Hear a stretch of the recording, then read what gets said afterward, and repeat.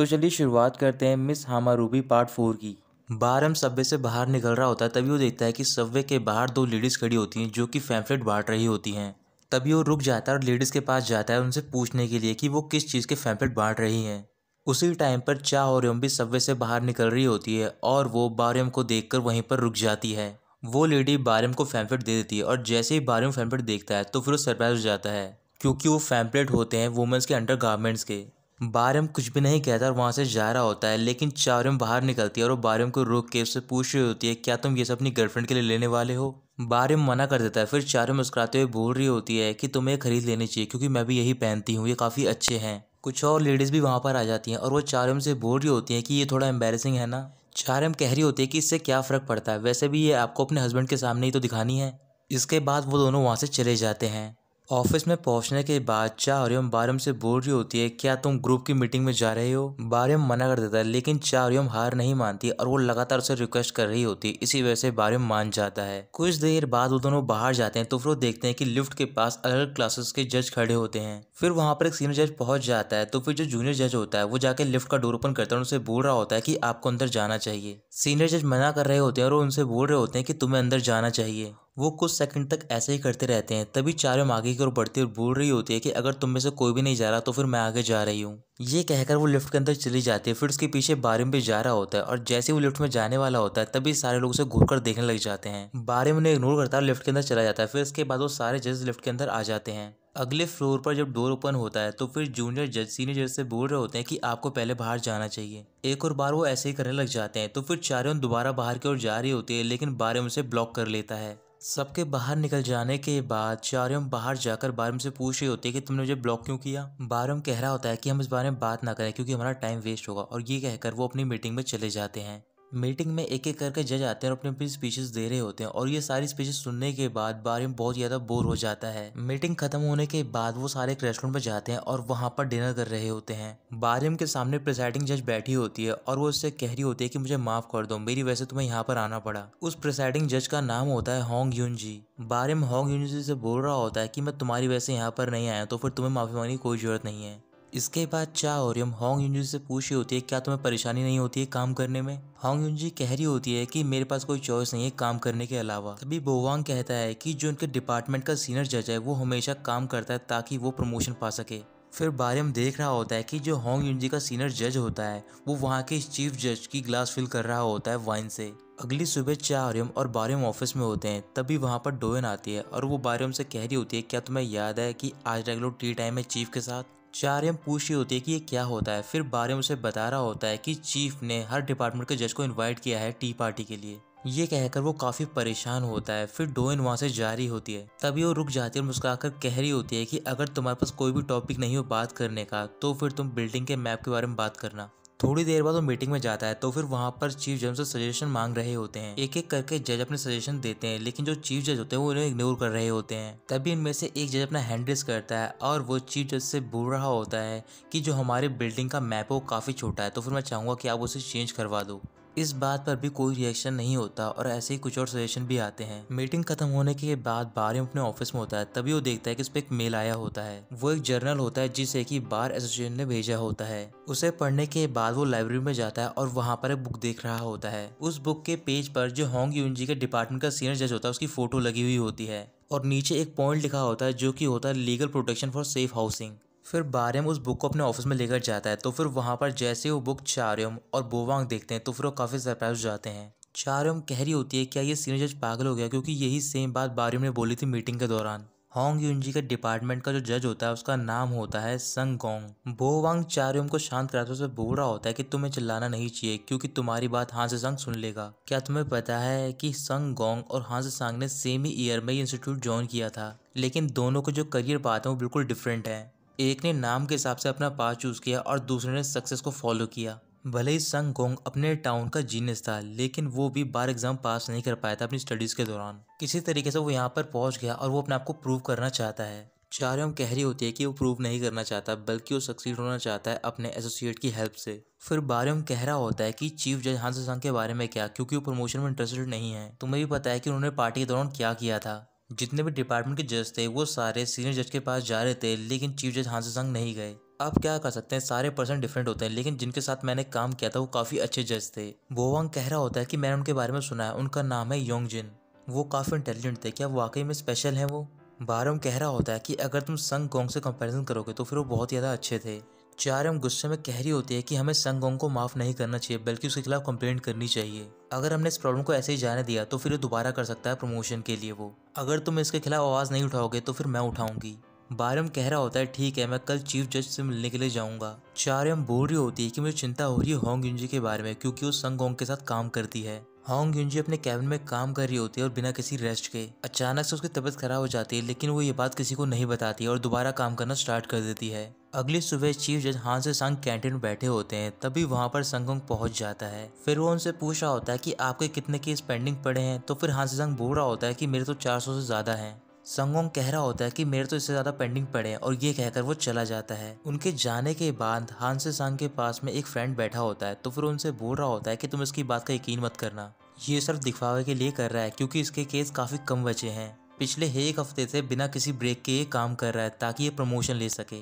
कुछ ही दिन बाद हाई कोर्ट एक इंस्पेक्शन करने वाली है, इस वजह से थोड़ी देर बाद संगोंग कोर्ट में होता है और वहाँ पर एक ट्रायल चल रहा होता है। संगोंग दोनों पार्टीज को सेटल करने के लिए बोलता है, लेकिन जो डिफेंडेंट होती है वो नहीं मान रही होती। संगोंग गुस्से में डिफेंडेंट से बोल रहा होता है क्या तुम वाकई में कोर्ट की बात नहीं मानना चाहती हो? इस वजह से डिफेंडेंट डर जाती है और वो सेटलमेंट के लिए मान जाती है। राइट सीट में होंग युंजी बैठी होती है और वो देखकर काफी सरप्राइज होती है। रात को होंग युंजी थक कर घर पे पहुंचती है, तभी उसके पास संगोंग का कॉल आता है। फिर वो उसे डांट कर बोल रहा होता है क्या तुम्हें पता है कि ऑफिस में कई सारे कैबिन की लाइट जल रही है, लेकिन तुम्हारे कैबिन की लाइट बंद है। होंग युंजी कह रही होती है कि अब काफी रात हो गई और वैसे ही मैं 11 बजे के बाद आई हूँ घर पे। संगोंग उसे चुप रहने के लिए बोलता है और कह रहा होता है कि तुम्हें काम करना चाहिए क्योंकि तुम बिल्कुल भी काम नहीं करती हो। फिर वो कॉल करता है और देख रहा होता है कि फोन में टोस्ट कैसे बनाते हैं। संगोंग एक रेस्टोरेंट के बाथरूम में होता है, फिर वो बाहर जाता है, तो फिर वहाँ पर सीनियर जज की मीटिंग होती है। वहाँ पर जो चीफ प्रिसाइडिंग जज होते हैं वो संगोंग से बोल रहे होते हैं कि तुम इतने मेहनती हो तो फिर तुमने कोर्ट एडमिनिस्ट्रेशन में काम क्यों नहीं किया। संगोंग कह रहा होता है कि हेडक्वार्टर में काफी आसान केस आते हैं, लेकिन यहाँ पर काफी कॉम्प्लिकेटेड होते हैं और वही मुझे सूट करते हैं। अगली सुबह बारम अपनी बाइसाइकिल पे ऑफिस पहुंचता है। ऑफिस के बाहर पहुंचने के बाद वो बाइसाइकिल को फोल्ड करता है और अंदर लेकर जाता है। ऑफिस के अंदर पहुंचते ही डोयन बारम से बोल रही होती है कि तुम सबवे के बजाय अपनी बाइसाइकिल पे आए हो। बारम कह रहा होता है कि आज फ्राइडे था और वैसे ही मैंने न्यू बाइसाइकिल खरीदी है, इस वजह से। डोयन मुस्कुराकर कह रही होती है कि काफी क्यूट है। बारम सरप्राइज होकर पूछ रहा होता है कि तुम किसकी बात कर रही हो। फिर डोयन कहती है कि मैं बाइसाइकिल की बात कर रही हूँ। फिर वो अपने कैबिन में जाता है, तो फिर वहां पर बो वांग और चार्यम पहले से ही पहुंच गए होते हैं। चार्यम साइकिल को देखने के बाद बारम से कह रही होती है कि अगर इस साइकिल पे तुम हान रिवर के पास से राइड करोगे तो फिर ये कितना अच्छा होगा ना। बारम कह रहा होता है कि हम दोनों साथ में वीकेंड पे चेक कर सकते हैं। ये सुनते ही बो वांग और चार्यम उसकी तरफ देखने लग जाते हैं। फिर बारम कहता है कि हम साथ में बो वांग को भी ले जा सकते हैं। बोवांग कह रहा होता है कि तुम कुछ सेकंड के लिए रुके थे मेरा नाम लेने से पहले। बारम उसकी बात को इग्नोर कर देता है और फिर बोवांग वहां से चला जाता है। थोड़ी देर बाद बारम चीफ प्रिसाइडिंग जज से मिलने के लिए जाता है उनके ऑफिस में। ऑफिस में पहुंचने के बाद वो चीफ प्रिसाइडिंग जज से बोल रहा होता है कि मैं आपसे सेमिनार के बारे में बात करना चाहता हूँ। मैं एक फॉर्मल कंप्लेंट फाइल करना चाहता हूँ ताकि ये दोबारा ना हो। फिर जज बारम से बोल रहे होते हैं कि तुम क्या एक कछुए की तरह हो या फिर एक खरगोश की तरह हो।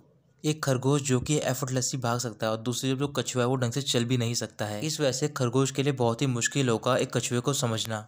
मुझे पता है कि तुमने अपने स्कूल के दौरान ही बार एग्जाम पास कर लिया था और टॉप ग्रेड के साथ तुमने सियोर सेंट्रल डिस्ट्रिक्ट कोर्ट को ज्वाइन किया है। यहाँ तक कि इंस्टीट्यूट में तुम कई सारे प्रोफेसर से शार्प क्वेश्चन पूछते थे। तुमने कभी भी अपनी लाइफ में इनसिक्योर फील नहीं किया है। तुम दो ही चीज़ें स्टेट करते हो, या फिर सही या तो गलत। वैसे ही मैं जानता हूँ संग गोंग की शॉर्ट कमिंग्स के बारे में। वो बहुत ज़्यादा मेहनत कर रहा है ताकि वो प्रमोशन पा सके। शायद तुम जैसे स्मार्ट पर्सन के लिए वो एक जोक होगा, लेकिन तुम्हें समझना होगा कि ये प्लेस तुम्हारे जैसे लोगों से भरी हुई है। इस वजह से हमें कुछ ऐसे लोग चाहिए जो कि संग गोंग की तरह हैं। तुम्हारा फ्यूचर ब्राइट है, क्या तुम ये अपॉर्चुनिटी संग गोंग को नहीं दे सकते हो? बारम कह रहा होता है कि ये तो चीटिंग है।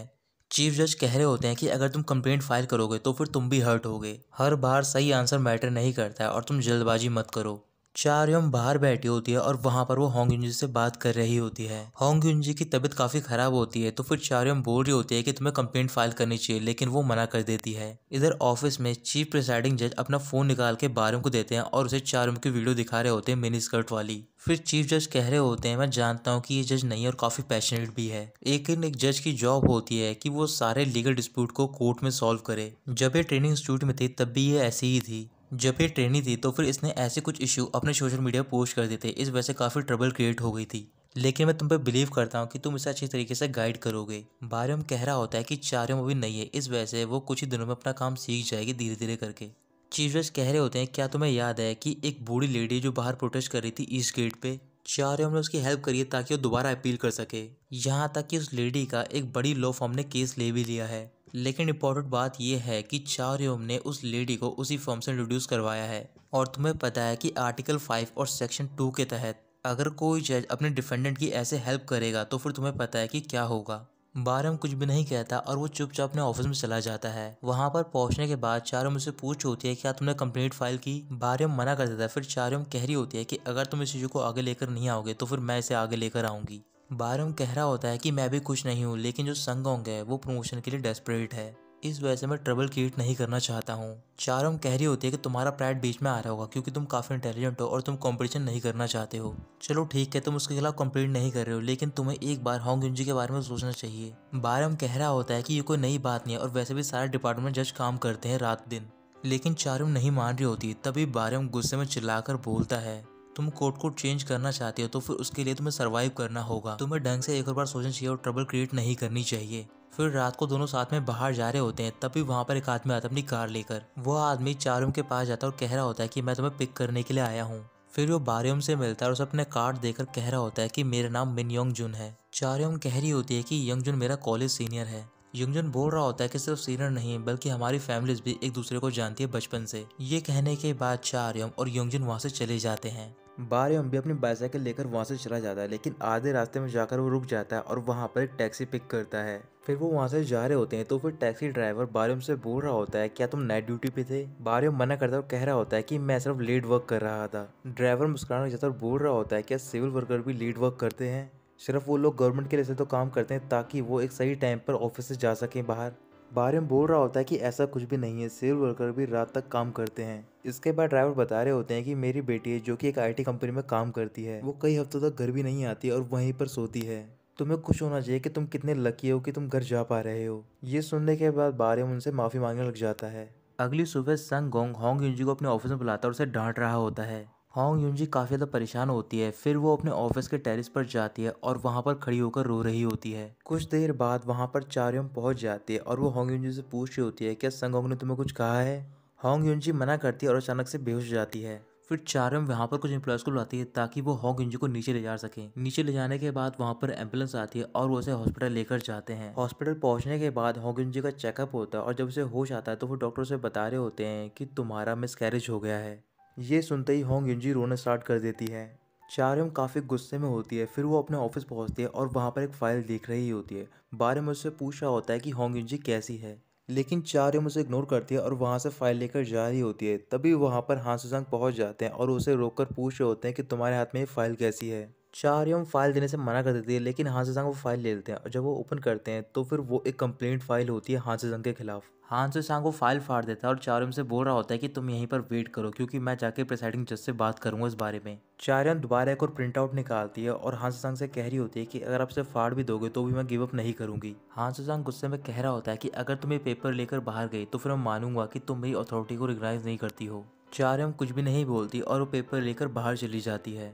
फिर वो अलग अलग डिपार्टमेंट के जज के पास जा रही होती है ताकि वो उस पिटीशन को साइन करें, लेकिन ज़्यादातर जज मना कर रहे होते हैं साइन करने के लिए। और जो संगोंग होता है वो चीफ प्रिसाइडिंग जज के पास जाता है इस बारे में बात करने के लिए। ऐसे ही वो हर डिपार्टमेंट के जज के पास जा रहा होता है। आखिर में वो हान सुजांग के ऑफिस में जाता है तो फिर हान सुजांग उससे पूछ रहा होता है कि एग्जैक्टली क्या हुआ है, तुम मुझे बताओ। संगोंग बोल रहा होता है, मुझे नहीं पता था कि होंग युंजी इतनी वीक है, अगर पता होता तो फिर मैं ये सब नहीं करवाता। और वैसे भी आपको मालूम है कि हमारे जितने भी जजेस होते हैं उन पर कितना वर्कलोड होता है और उसकी वजह से इतनी ट्रबल क्रिएट हो रही है यहाँ पर। वो सिर्फ यहाँ पर अपनी सैलरी लेने के लिए आती है, ना कि काम करने के लिए। फिर हान सुजांग पूछ रहे होते हैं, क्या तुम उससे मिलने के लिए गए हो हॉस्पिटल में। संगोंग मना करता है। फिर हान सुजांग बोल रहा होता है, मुझे पता है कि तुम मुझसे पहले कई और भी जज से मिल के आए हो, लेकिन क्या तुमने एक बार भी होंग युंजी के बारे में सोचा, क्या फिर तुम उससे मिलने के लिए गए हो। तुम्हारे काम की वजह से उसने अपना बच्चा खो दिया है। इधर जो बारे में होता है वो अपने सीनियर से मिलने के लिए जाता है। फिर वो होंग युंजी के बारे में बात करता है और सीनियर को बता रहा होता है कि जो मेरे पैनल की जजेस चार हैं वो कंप्लेंट फाइल कर रही है, लेकिन वो ये सब अकेली नहीं कर पाएगी, तो फिर आप उसकी हेल्प कर दो।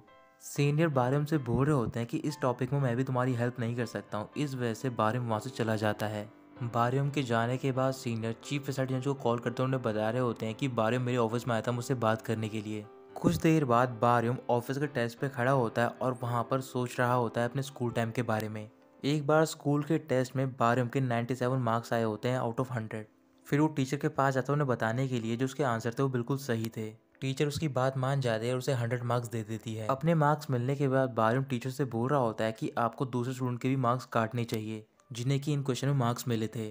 फिर टीचर बारियम से बोल रही होती है, क्या तुम्हें लगता है नहीं कि तुम काफ़ी सेल्फिश हो, क्योंकि अच्छे मार्क्स लाने ही सब चीज़ नहीं होती है। एक बार तुम्हें उन सब के बारे में सोचना चाहिए क्योंकि तुम सारे साथ में ही पढ़ते हो।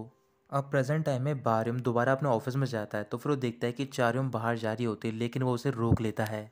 चारियम बारियम से कह रही होती है, क्या तुम मुझे रोकना चाहते हो क्योंकि तुम्हें लग रहा है कि तुम गलत हो। बारियम कह रहा होता है कि हाँ गलत है, लेकिन वो तुम्हारा मेथड है।